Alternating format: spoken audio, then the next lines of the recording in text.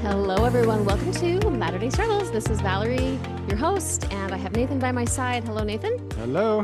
Good to be back. Yes, we are here doing a part 3 of a multiple-part series for you, my beloved Friday Fellowship. Those of you who are here to transcend and include Mormonism, those of you who are here for a deepening, broader spiritual journey. And what we have been doing so far is I have been wanting to lay a groundwork with you on some of the things that matter the very, very most to me. I have become deeply, deeply immersed in transpersonal psychology and a deeper understanding of how to merge Western psychology with Eastern spirituality. And one of the most concise ways to talk about this topic is to look at the concept of radical wholeness. And I want to share with you, before I forget, that if this interests you, there's an entire book. It is the latest book written by the philosopher, theologian. Some consider him to be the greatest philosopher, theologian of this modern era, Ken Wilber. And this book is called Radical Wholeness. So thus far, we have been talking about these 5 components of radical wholeness. The first 2 we have covered is waking up and growing up. Nathan, do you want to give just a little, just a bit of an overview of just waking up and growing up, the 2 of the 5 components of how we can achieve radical wholeness or the greatest potential? So what we're talking about again is personal growth. And the idea of waking up is talking about what we might consider in Mormonism to be spiritual experiences. That might have a good analogy.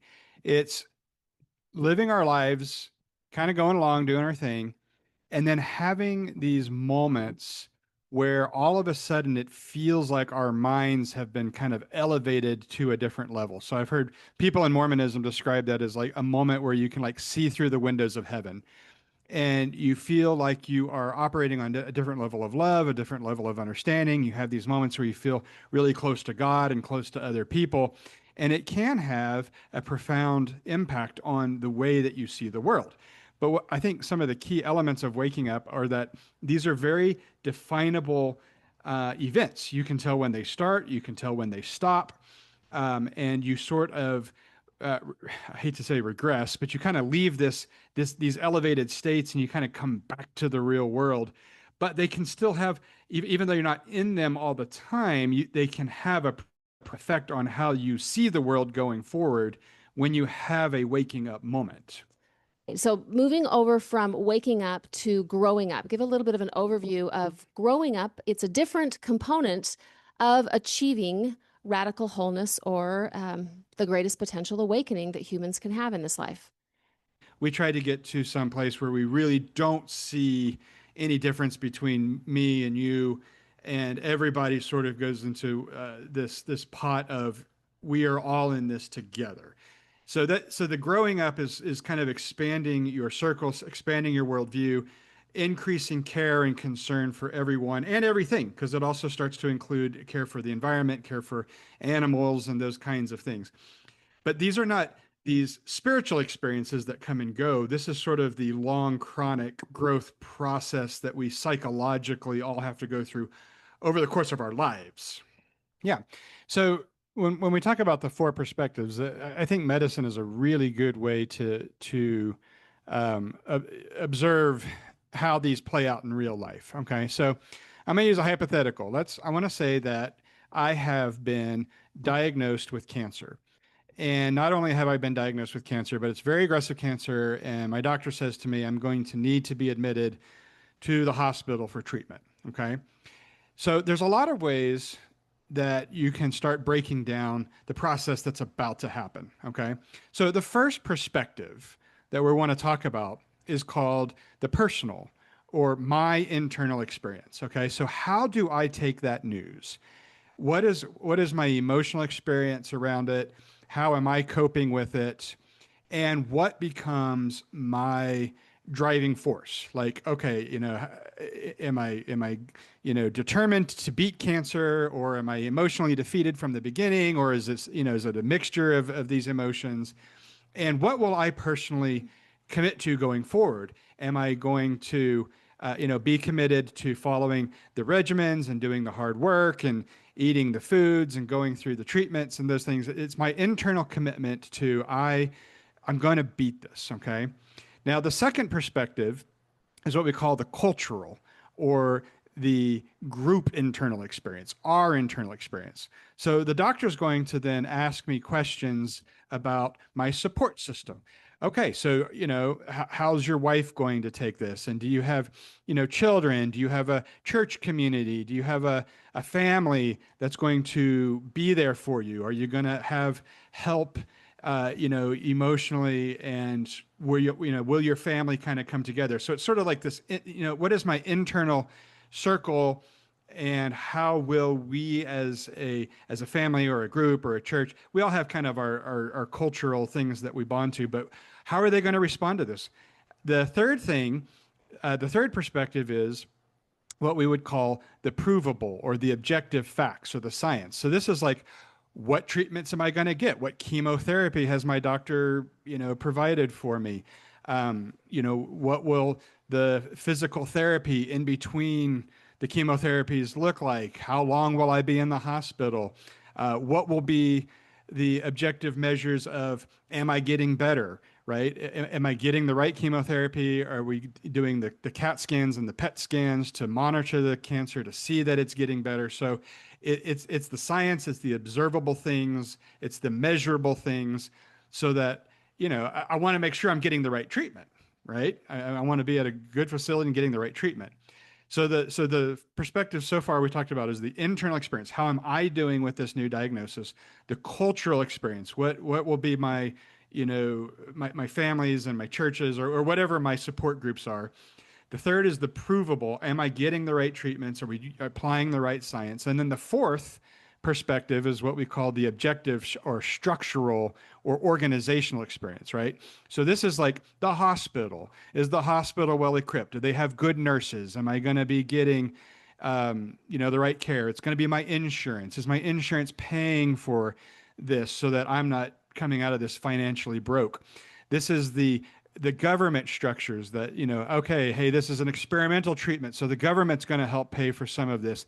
This is the National Institute of Health and National Institute of Cancer that did all the research that helped provide the chemotherapy in the first place so that I can get the right treatments. And so what we're talking about is whenever there's an event or whenever there's a process that we're going through, there are kind of four different perspectives that all will play into how this ultimately unfolds. Of course, for obvious reasons. Okay, so let's walk through our four from the four perspectives. Let's see how we can better understand ourselves and this. Let's see if we can better understand this situation by looking at the four perspectives. Okay, so Okay. so let's go ahead and start, of course, at the my internal experience. I'll have you go first. Okay. Yeah. So we both have actually family members that will be getting married here in the next, I don't know, a few months or so. Um, and so internal experience on a temple wedding. So first of all, I I, I had a temple wedding, and I thought it was very beautiful. Because at the time I was acting in a lower level of consciousness and not really thinking about all of my friends and family members who may not have been able to participate. But now that I am on the other side of not being able to participate, I think the initial internal experience is one of kind of sadness, that weddings are intended to be opportunities to connect. And I feel like my ability to connect with the family at these times is limited. And so the internal experience is kind of sadness.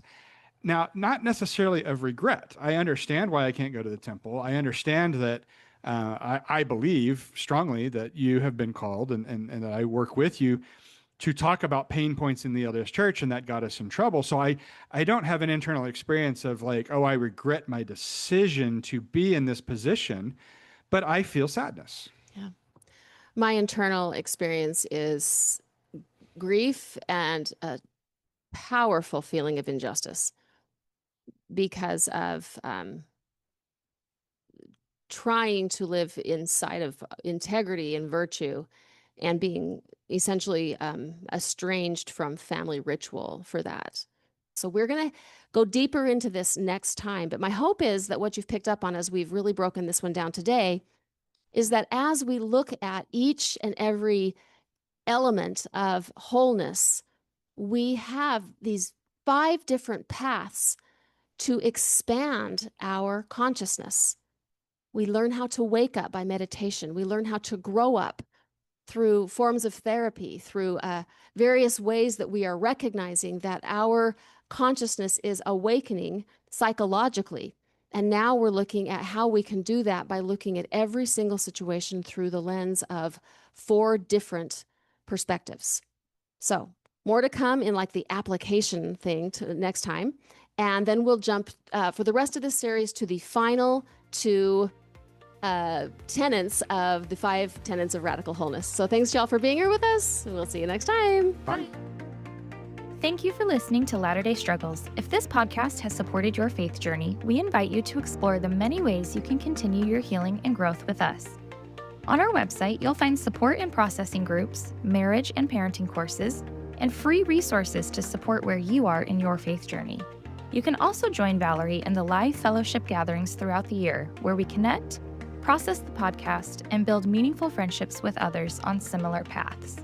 If cost has ever been a barrier, we offer podcast scholarships funded by listener donations. To explore all of these offerings, visit the link in today's show notes or go to latterdaystruggles.com. And if this podcast has been meaningful to you, leaving a 5-star review is one of the most powerful ways to help others find this work. Latter-day Struggles is proud to be part of the Dialogue Podcast Network. Dialogue Podcast Network.